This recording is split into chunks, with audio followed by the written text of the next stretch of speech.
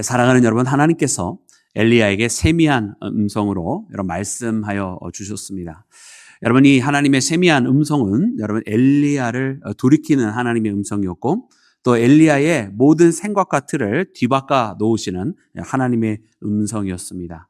그런데 그 음성이 놀랍게도 세미하였다고 하는 것입니다. 우렁차고 큰 우레와 같은, 여러분 하나님께서 그렇게 역사해 주실 수도 있으셨지만 그렇게 하지 아니하시고 오히려 세미한 음성 가운데 말씀하시는 그 하나님은 엘리야의 마음 가운데 그가 그동안 바라보고 있었던 것이나 그의 기대가 얼마나 하나님의 뜻에 편협한 생각만을 가지고 있었는지, 하나님의 그 깊고 또 하나님께서 생각하신 그 계획이 결단코 단기간에 이루어지는 것이 아니라 온 역사 가운데 이루어지는 것임을 그가 깨닫게 될 수밖에 없는 이런 그런 하나님의 방법이었다고 하는 것을 말씀을 통해서 우리가 발견하게 됩니다. 그래서 오늘 특별히 세미한 음성 가운데 엘리야를 만나신 그 하나님께서 여러분 오늘 이 시간 우리 모두도 그렇게 세미한 음성 가운데에 만나 주실 줄로 믿습니다. 그래서 하나님의 세미한 음성을 듣는 자 되고 우리의 귀가 활짝 열려서 그 하나님의 뜻을 받드는 믿음의 사람이 되기를 주의 이름으로 축원합니다. 사랑하는 여러분, 오늘 말씀을 통해서 보니까 여러분 엘리야는 스스로 자기가 실패자라고, 자기는 모든 것을 다 내려놓아야만 할 수밖에 없는 그런, 여러분 모든 것을 일을 그르친 자라고 하는 그런 낙심하고 시리에 빠져 있는 모습을 우리에게 보여줍니다. 우리 그 말씀 함께 보기를 원하는데요, 우리 다시 한번 읽을 때 본문 말씀 4절 말씀 우리 함께 읽도록 하겠습니다. 우리 4절 말씀입니다. 시작. 자기 자신은 광야로 들어가 하루길쯤 가서 한 로뎀 나무 아래에 앉아서 자기가 죽기를 원하여 이르되, 여호와여 넉넉하오니 지금 내 생명을 거두시옵소서. 나는 내 조상들보다 낫지 못하니이다 하고. 아멘. 아멘. 여러분, 엘리야의 마음은 너무나 괴로웠습니다. 오늘 말씀해 보니까 죽기를 하나님 앞에 원하였다는 거예요. 차라리 하나님 나를 죽여주시옵소서. 하나님, 나는 더 이상 살고 싶지 않습니다. 내가 무엇을 바라보며 살아야 되겠고 내가 무엇을 위하여 살아가겠나이까. 하나님, 나는 이미 삶의 목적도 잃어버렸고 살아야 될 이유도 다 상실하여 버린 사람입니다라고 그렇게 하나님 앞에 여러분 한탄하면서 기도하고 있는 그런 엘리야를 바라봅니다. 여러분, 어쩌면 우리도 이와 같은 삶의 여정 속에 여러분 이런 정말 절박한 심정, 그리고 정말 내 인생이 이제 실패했다라는 느낌이 들 때가 있을 때도 있잖아요. 내가 그동안 쌓아왔던 많은 내 삶에 10년을 준비하고 20년을 준비해왔던 일들이 한순간에 물거품처럼 사라지게 되는 그런 순간들. 내가 인생을 헛살았다는 생각이 들 때, 혹은 내가 그동안 공들여왔던 것이 무너지는 그 순간, 나는 내 인생은 실패했구나라고 하는 너무나 사실은 절박한 마음이, 절망적인 마음이 들 때가 있습니다. 여러분, 어쩌면 엘리야가 바로 우리의 그런 모습을 대변해주고 있는 것 같아요. 바로 이와 같은 때 하나님께서 이 엘리야를 하나님의 산 호렙으로 부르셨던 거예요. 여러분, 하나님께서 이와 같은 엘리야를 부르신 이유가 무엇일까요? 여러분, 이 절망 가운데 있었던 엘리야에게 가장 중요한 것이 무엇이냐면 이 상황 가운데서 하나님을 다시 만나야 되는 것이었거든요. 왜냐하면 이 절망 속에 있다 보니까 자기의 인생이 실패자라고 느껴지고 자기의 인생이 망가졌다고 생각이 드니까 여러분, 엘리야가 제대로 된 사고를 하나도 하지 못하고 있는 모습을 보아요. 우리도 그럴 때가 있거든요. 무엇이 하나 어그러지면 그래 그것만 어그러졌어라고 딱 단정을 하고 거기서부터 정리를 해나가면 그래도 회복이 시작이 되는데, 이창하게 우리가 어딘가 하나 나사가 딱 빠지기를 시작하면서 내 스스로, 남들이 빼는 것도 아니야, 남들이 와서 망가뜨리는 것도 아니야, 근데 내 스스로 내가 스스로 더 자신을 망가뜨릴 때가 있어요. 괜히 스스로 더 비관하고 괜히 스스로 자기를 더 비참한 사람이라고 생각하고, 아니 왜 스스로 소망이 없다라고 생각하는지 사람이 스스로 자기를 망가뜨리면 그렇게 나가더라고요. 근데 오늘 엘리야가 바로 그런 모습이 있습니다. 여러분, 자기를 지금 하나님 앞에 죽여달라고 말했던 이 엘리야가 하나님을 만나게 되었을 때 여러분 하나님 앞에 뭐라고 고백을 하는지 아십니까? 오늘 본문 말씀에 보니까 이렇게 기록이 되어 있는데 여러분 우리 그 말씀 함께 읽어볼까요? 9절부터 10절 말씀입니다. 우리 다 같이 합독해서 읽겠습니다. 시작. 엘리야가 그곳 굴에 들어가 거기서 머물더니, 엘리야야, 내가 어찌하여 여기 있느냐? 그가 대답하되, 내가 만군의 하나님 여호와께 열심히 유별하오니 이는 이스라엘 자손이 주의 언약을 버리고 주의 제단을 헐며 칼로 주의 선지자들을 죽였음이오며 오직 나만 남았거늘 그들이 내 생명을 찾아 빼앗으려 하나이다. 아멘, 아멘. 여러분 이 말씀 보시기 바랍니다. 여러분 기가 막힌 이야기예요. 여러분 하나님께서요 엘리야에게 말씀하셨어요. 내가 어찌하여 여기에 있느냐? 내가 어찌하여 여기 있느냐? 그랬더니 엘리야가 이제 구구절절 이야기하기를 시작을 하는 거예요. 하나님, 내가 열심히 주님을 위해서 살았고요. 최선을 다해서 살았습니다. 그런데 이 이스라엘 백성들이, 주의 백성들이 주의 제단을 다 허물어 부릴 뿐만 아니라 선지자들도 다 잡아 죽이고 이제는 나 하나 남았는데 나까지 잡아 죽이려 합니다. 라는 거예요. 여러분, 이 이야기를 들으면서 너무 가슴이 하나님 아프셨을 것 같아요. 왜냐하면 이 말에는요, 여러분 진실과 거짓이 같이 섞여 있는 이야기거든요. 진실은 뭐냐? 이스라엘 백성들이 하나님 앞에 등졌다고 하는 이야기, 하나님의 제단을 허물었다고 하는 이야기, 선지자를 핍박했던 이야기는 진실입니다. 그런데 무엇이 거짓입니까? 나중에 하나님께서도 말씀하시지만 바알에 무릎 꿇지 아니하고 바알에 입 맞추지 아니한 자를 하나님께서 몇 명이나 남겨놓으셨어요? 7,000명이나 남겨놓으셨어요. 그런데 엘리야는 지금 뭐라고 이야기합니까? 오직 나만 남았거늘 그러는 거예요. 오직 나만 남았거늘. 여러분, 그러니까 엘리야는 지금 자기가 홀로 되었다라고 생각을 하고 있는 거예요. 홀로 되었다라고. 사실 하나님은 7,000명이나 되는 하나님의 사람을 남겨두고 계셨는데, 여러분 엘리야는 지금 자기가 실패자라고 생각하고, 자기는 패배했다고 생각하고, 자기 인생은 망가졌다고 생각을 하니까 주변이 보이질 않는 거야. 아니, 물론 이 상황이 좋은 상황이라고 말을 할 수는 없을 수는 있다고 쳐주자고요. 그럼에도 불구하고 그 상황보다 더 안 좋은 상황, 최악의 상황이라고 자기를 스스로도 몰아가 버린 거거든요. 사랑하는 여러분, 우리 인간들이 그럴 때가 있잖아요. 우리 인생이 한번 비관에 빠지기 시작하면 그래 좀 안 좋아라고 말할 수 있는 그 상황에서 그냥 좀 안 좋은 게 아니라 자기는 제일 안 좋은 상황으로 스스로 더 몰아가요. 지금부터 열심히 회복하려고 노력해도 참 힘들 판인데, 아니 스스로 더 안 좋은 상황을 만드는 그런 우리 인생의 선택을, 말도 안 되는 선택을 여러분 우리 사람들이 할 때가 있습니다.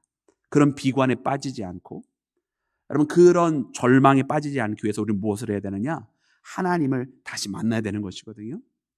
사실 오늘 하나님께서 이 엘리야를 호렙산으로 부르신 이유가 바로 거기에 있습니다. 이미 엘리야는 자기도 거기서 죽고자 했어요. 아니 사실 그대로 더 내버려뒀으면 정말로 자기를 했을런지도 모르겠어요. 바로 이와 같은 상황 가운데 있었던 엘리야였기 때문에 하나님은 그를 하나님의 품으로 부르셨던 겁니다. 사랑하는 여러분, 하나님께서 이 엘리야를 부르시면서 물으신 말씀이 내가 어찌하여 여기 있느냐? 하나님께서 이 엘리야가 여기 왜 왔는지 몰라서 지금 물으시는 걸까요? 아니 하나님께서 그의 천사를 보내시면서 그에게 마시게 하시고 먹게 하시면서 뭐라고 전하셨습니까? 일어나라, 내가 가다가 쓰러질까 하노라면서 그를 먹이셨잖아요, 하나님께서. 그러니까 하나님은 이 엘리야가 자기에게 올 것을 알고 계셨다라는 말이에요. 아니 여러분, 이게 맞잖아요, 그잖아요.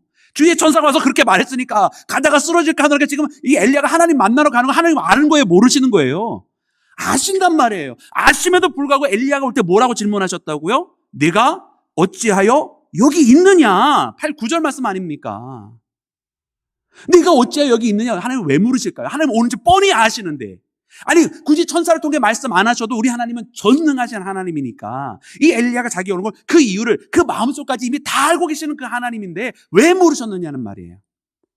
하나님은요, 어떻게 보면 이 말씀을 보면서 저는 그런 묵상이 되는 거예요. 하나님께서 이 엘리야에게 멍석을 깔아주셨구나, 멍석을.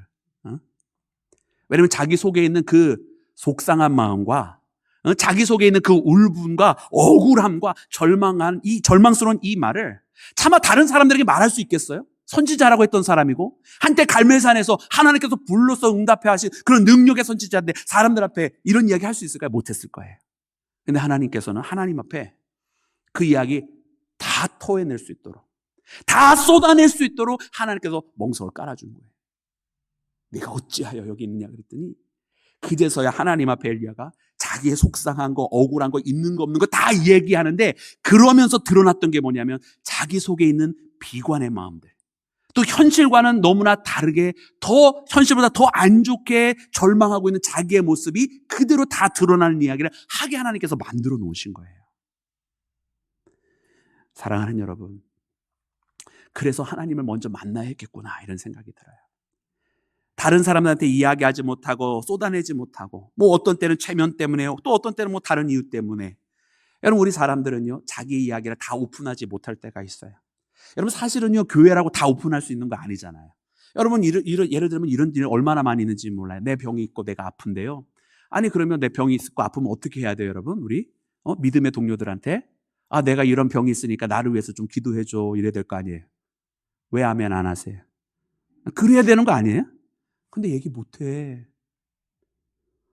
얘기하지 마세요. 그게 우리 인간의 부족한 모습이에요. 그런 모습들, 그러나 잘못됐다고만은 이야기할 수 없어요. 왜냐하면 우리 가운데 있는 어떤 한계라든가 우리가 믿음의 공동체임에도 불구하고 여전히 부족한 부분들이 많이 있기 때문에 그런 일들이 나타날 수가 있단 말이에요. 그래서 하나님 어떻게 하십니까? 그래도 그냥 해 이렇게 하나님 말씀하지 아니하시고 그래 그러면 내 앞에 와라 하나님 말씀하시는 거예요. 사람들한테 이야기해봐야 괜히 소문만 나지 사람들에게 말하지 말고 내 앞에 와서 내 마음에 있는 모든 것을 다 쏟아놓아라. 하나님께서 엘리야에게 내가 어찌하여 여기 있느냐 물으시는 것은 바로 그처럼 엘리야가 다른 사람들에게 할 수 없는 그 이야기, 이제 하나님을 만난 이 순간만큼 그 주변에 아무도 없잖아요. 그죠? 40주야를 걸어서 하나님의 산 호렙산까지 이르러서 하나님과 독대하는 중입니다. 바로 거기에서는 너의 마음에 있는 모든 것을 다 이야기하게 하시는 하나님을 오늘 우리가 만나게 되는 줄로 믿습니다. 그러므로 사랑하는 여러분, 오늘 우리의 인생 가운데 정말 벽에 부딪히는 그 순간, 정말 절망스러운 그 순간에 우리가 하나님을 만나고 그 하나님을 만날 때 여러분 거기에서 그냥 사람들한테 내가 평소에 대하듯 아닌 척하고 괜히 괜찮은 척하고 그러지 말고 우리 하나님 앞에 내 마음속에 있는 모든 것을 다 쏟아놓는 믿음의 자녀가 되기를 주님의 이름으로 축원합니다. 자, 이처럼 비관 속에 있었던 이 엘리야가 하나님 앞에 여러분 이 진실과 거짓이 섞여 있는 그냥 자기의 속상한 마음 그대로였겠죠. 그 속상한 마음 그대로를 다 쏟아놓게 될 때 하나님께서요 참 묘한 말씀을 하시는 거예요. 우리 그 말씀 함께 다시 읽어보기를 원합니다. 우리 11절부터 우리 12절 말씀입니다. 11절부터 12절 우리 합독합니다. 시작. 여호와께서 이르시되 너는 가서 여호와 앞에서 산에 서라 하시더니 여호와께서 지나가시는데 여호와 앞에 크고 강한 바람이 산을 가르고 바위를 부수나 바람 가운데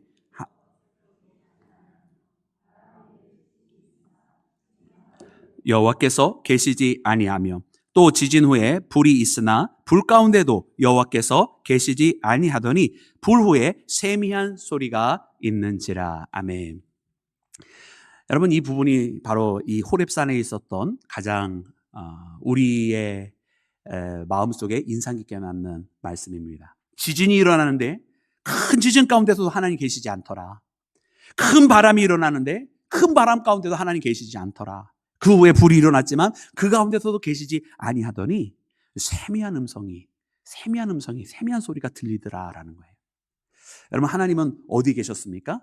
바로 그 세미한 소리 가운데 있으셨던 것이거든요. 하나님 왜 그렇게 하셨을까? 이런 생각이 들어요. 하나님 왜 그렇게 하셨을까?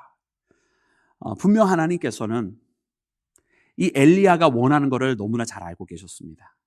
아마 엘리야가 원하는 것은 바로 그것이었겠죠. 악녀 이세벨이 갑자기 그냥 번개 맞아가지고 그죠? 저 악한 저 사람 그냥 하나님께서 갑자기 그냥 데려가셨으면 좋겠어. 하나님 안 데려가시면 저 귀신들은 뭐 하고 있나 저거 안 잡아가고 그러고 있는 거지. 그게 바로 엘리야의 마음이었을 거예요. 하나님 이제 비도 내려주셨고 저 갈멜산에서도 불로써 응답해 주셨으면 하나님 이제 이 이세벨, 악녀 이세벨, 그리고 저 못된 왕 아합, 저 악왕 하나님 다 싹 정리하셔서 깨끗하게 해주셔야 되는 거 아닙니까? 라고 하나님 강권적인 주님의 역사로 천군천사 보내주셔서 싹쓸이 해버려야 되는 거 아니냐고 아마 그렇게 바라고 원했을는지도 모르겠어요. 근데 그것은 하나님의 방법이 아니라는 거예요. 하나님께서 그 큰 바람, 그 큰 지진, 그 큰 불 가운데 계시지 않더라는 거예요. 하나님의 방법이 아니더라는 거예요.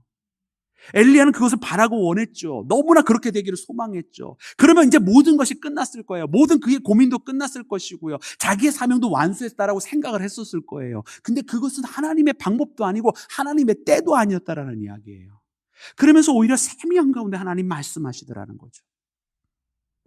그 세미한 음성이 무엇인지는 우리는 모릅니다. 그런데 엘리야에게 한 가지 반응이 나타나는 거예요. 그 뒤에 보니까 엘리야가 13절 말씀에 그 이야기를 듣고 우리 13절 말씀 다시 한번 읽어볼까요? 시작. 엘리야가 듣고 겉옷으로 얼굴을 가리고 나가 굴 어귀의 섬에 소리가 그에게 임하여 이르시되 엘리야여 내가 어찌하여 여기 있느냐. 아멘. 할렐루야. 하나님이요 똑같은 질문을 또 하시는 거예요. 그런데 여러분 어떻습니까? 엘리야가 반응이 있었어요, 없었어요? 있었어요. 그의 얼굴을 겉옷으로 가리는데 그 가리게 된 이유도 말씀해 주시잖아요. 13절 말씀 그 초반부에 보면 그가 하나님께서 세미한 음성으로 말씀하셨을 때에 그 이야기를 듣고 하나님의 그 세미한 이야기를 그 음성을 듣고 겉옷으로 자기 얼굴을 가렸다는 거예요. 그러니 이 겉옷으로 얼굴을 가리는 것은 여러분 하나님 앞에 하나님의 뜻을 이 엘리야가 알게 됐다는 뜻이에요. 그 겉옷으로 자기 얼굴을 가렸다라고 하는 뜻은 자기의 부끄러운 모습을 가렸다라는 뜻이에요. 자기의 잘못된 모습, 자기가 절망에 빠져 있고 자기가 시리에 빠져 있고 비관에 빠져 있었던 자기의 모습을 여러분 이 엘리야가 깨달았다라는 뜻이에요. 그리고선 하나님께서 이처럼 무엇인가 깨달음이 있었던 이 엘리야에게 다시 한번 말씀하신 거거든요. 똑같은 질문을 하신 거예요. 이번에는 혹 다른 대답을 하는가? 엘리야야 내가 어찌하여 여기 있느냐? 이제 다시 한번 너의 속마음을 다시 한번 쏟아내어 보아라 이런 뜻이에요. 그런데 엘리야가 그 마음을 쏟아내었는데 어땠습니까? 14절 말씀해 봤더니 그가 하던 대답이 같아졌어요, 달라졌어요? 그러니까 한 절반 정도만 대답하시면 나머지 절반은 모르시는 거예요? 아니 14절 다시 읽어볼게요. 우리 14절 말씀입니다. 우리 합독합니다. 시작. 그가 대답하되 내가 만군의 하나님 여호와께 열심히 유별하오니 이는 이스라엘의 자손이 주의 언약을 버리고 주의 제단을 헐며 칼로 주의 선지자를 죽였음이오며 오직 나만 남았거늘 그들이 내 생명을 찾아 빼앗으려 하나이다. 아멘. 달라졌습니까? 같아졌습니까? 네, 여전히 바뀌지 않았어요. 하나님의 뜻은 엘리야야 나의 뜻은 네가 생각하는 그런 방식이 아니야. 너는 이런 것들을 원했겠지. 갑자기 큰 격변이 일어나고 너를 통해서 내가 한번 역사한 것처럼 그런 놀라운 사건과 기적과 이적을 통해서 또 내가 너를 위하여 또 나의 백성을 위하여 일해주기를 원하였겠으나 그것은 지금의 방법, 나의 방법과 나의 뜻이 아니란다라고 알려주셨어요. 엘리야가 그런 거예요. 하나님 맞아요. 하나님 뜻 아니고요. 하나님 방법 아니라고 지금 말씀해 주시니 알겠습니다. 그래서 그때 하나님께서 거기서 딱 멈추시고 또 다른 방법으로 저 이세벨과 아합을 처단하지 아니하신 이유를 알겠습니다. 그러나 하나님 여전히 억울합니다. 하나님 보시옵소서. 하나님의 선지자들이 지금 그들의 핍박 때문에 죽어나가고 있지 않습니까? 하나님 앞에 이제는 따지는 거예요. 이제는 하나님의 뜻 알지만 하나님 그 방법 잘못된 거 아니냐고 오히려 하나님 앞에 도전하는 거예요. 하나님 보시옵소서. 너무나 많은 억울한 사람들이 죽어나가고 있고 그 가운데 우리도 있지 않습니까? 하나님 그렇게 하는 게 정말 맞으신 겁니까? 이런 이야기를 하는 거예요. 주여. 여러분 엘리야가 신앙이 없는 건가요? 아니 엘리야 신앙이 있거든요. 근데 엘리야 지금 왜 그러고 있죠? 네, 비관에 빠져 있기 때문에 그러는 거예요. 네, 정신 차리라고 이렇게 알려주시잖아요. 하나님께서 너희들도 그렇지 않느냐. 네. 우리 그렇거든요. 우리도 그래요. 사랑하는 여러분. 하나님의 뜻을 받들기에 내 마음과 다를 때 아멘 그렇습니다. 그러면 이제 나도 내 뜻을 바꾸겠습니다. 바로 그러면 좋은데 그러지 아니하고 하나님이 근데 그런 방식으로 하는 게 맞느냐고요. 하나님 왜 의인이 더 고난을 당해야 되죠? 왜 하나님 열심히 섬겼었던 사람들이 왜 더 이렇게 힘들어야만 하죠? 하나님 왜 하나님을 엉터리로 섬기는 저 사람들이 더 승하는 것처럼 보이죠? 하나님 교회에서 왜 맨날 수고하는 사람만 수고합니까? 이런 이야기들 여러분 하실 때 있어요 없어요? 이런 건 묵비권 지켜야지, 여러분. 그런단 말이에요. 그게 바로 지금 이 엘리야의 마음입니다. 사랑하는 여러분. 그래서 엘리야는 하나님과 더 깊이 만나야만 하는 거예요. 왜냐하면 이 엘리야는 지금 속에 야속한 마음, 하나님이 너무 야속한 거거든. 하나님이 정말 우리가 원하는 대로 이 엘리야가 자기에게 원했던 그 방법대로 하나님께서 응답해 주시면 좋은데 하나님 그렇게 안 하신단 말이에요. 그러니까 하나님 위해서 열심히 수고했던 자기가 하나님한테 그런 마음이 자꾸 생기는 거예요. 하나님 약속하십니다. 하나님 이쯤 되면 응답을 해 주셔야죠. 하나님 이쯤 되면 주의 사랑하는 자녀들을 붙들어 주시고 저 나쁜 놈들은 응징해 주셔야죠라는 그런 마음이 자꾸 생기는 거예요. 그런데 왜 하나님 자꾸 세미한 음성으로만 하시겠다고 그러시느냐고요.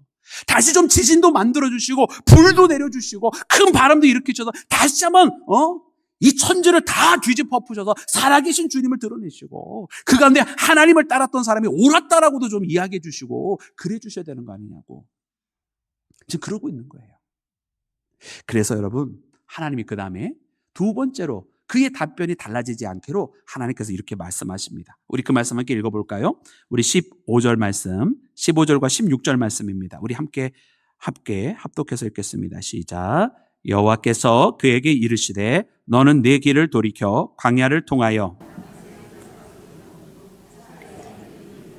아람의 왕이 되게 하고 너는 또 nim시의 아들 예후에게 기름을 부어 이스라엘의 왕이 되게 하고 또 아벨 무홀라 사밧의 아들 엘리사에게 기름을 부어 너를 대신하여 선지자가 되게 하라. 우리 17절 시작. 하사엘의 칼을 피하는 자를 예후가 죽일 것이요 예후의 칼을 피하는 자를 엘리사가 죽이리라. 아멘. 할렐루야. 아멘. 사랑하는 여러분, 하나님께서요 엘리야에게 하사엘에게 기름 부어라, 예후에게 기름을 부어라, 그리고 엘리사에게 기름을 부어라 하나님 말씀하셨습니다. 여러분, 이 말씀을 보면 참 하나님 놀랍다 이런 생각이 들어요. 왜냐하면 여러분, 하사엘이 누굽니까? 하사엘은 여러분 베나닷을 죽이고 아람의 왕이 됩니다. 근데 그냥 아람의 왕이 아니에요. 갑자기 그냥 아람의 왕 하나님께서 세우라 이런 뜻이 아니라 그 아람의 왕이 하게 되는 일이 있는데, 이 아람의 왕 하사엘이 베나닷을 처단한 후에 여러분 북이스라엘을 침공해 들어오게 됩니다. 즉 다시 말하면 하나님 앞에 불의했던 그 이스라엘을 하나님 몰라라 하시는 건 아니고, 하나님께서 그 선지자들을 죽어나갈 때 하나님 방관하시는 것이 아니라 하나님의 다음 계획이 이어지고 있었다는 뜻이에요. 그것이 첫 번째 하사엘을 기름 부음으로써 외부로부터의 세력으로부터 고난을 당하게 하실 거라는 뜻이었어요. 그리고 그래서 하사엘이라고 하는 그 이름의 뜻이 하나님이 보내셨다 이런 뜻이거든요. 하나님이 보내시는 거예요, 외부의 적을. 그 두 번째 예후.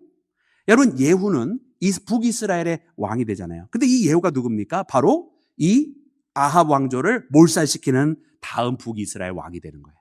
즉 지금 이세벨과 아합을 하나님 왜 내버려 두십니까? 라고 지금 이야기하는 이 엘리야에게 즉각적인 답변을 주시는 거예요. 그들이 오래 갈 것이 아니다라는 거예요. 하나님은 이미 그들에 대한 심판을 예정해 놓고 계셨다라는 것이 바로 예후에게 기름 부으시는 하나님입니다.